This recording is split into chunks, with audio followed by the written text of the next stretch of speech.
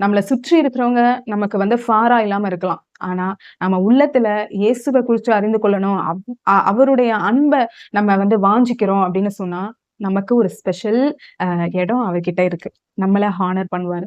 தேடி பெர்சனலா தனியா சகேயு கிட்ட நேரடியா பேசுறாரு. அத்தன ஜனங்களுக்கு முன்னாடி. யாருமே சகேயு கிட்ட விருப்பப்பட்டு பேச மாட்டாங்க.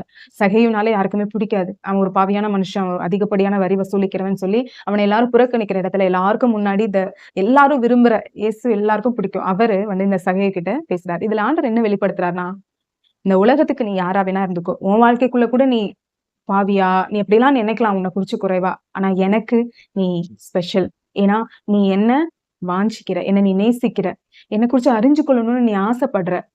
உன் இருதயத்துக்குள்ள என்ன குறித்ததான நல்ல எண்ணங்கள நீ வச்சிருக்க.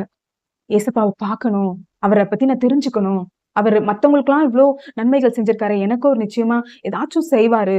அப்படின்ற ஒரு எக்ஸ்பெக்டேஷன் நமக்கு இருக்கும்போது, நம்ம வாழ்க்கையில நம்ம என்ன ஆக மாட்டோம்னா, தோற்று போக மாட்டோம். கர்த்தர் நிச்சயம் அந்த இடத்துல நம்மளோட அந்த ஆசைய அவர் ஹானர் பண்றவரா இருக்காரு. நீங்க கூட இன்னைக்கு அப்படிப்பட்ட ஒரு நிலைமையில வாழ்ந்துட்டு இருக்கீங்களா? சகேயுவ போல எதுலயுமே உங்களுக்கு ஒரு ஆ அப்ரிசியேஷன் இல்லாம அவாய்டபிள் பெர்சனா இருந்துட்டு இருக்கீங்களா? ஆண்டவர் இன்னைக்கு உங்கள அவாய்ட் பண்ணல. அவர் உங்கள அக்செப்ட் பண்றாரு. உங்கள ஏற்றுக்கொள்றாரு. எப்படி இருக்கீங்களோ அப்படியே உங்கள ஏற்றுக்கொள்றாரு.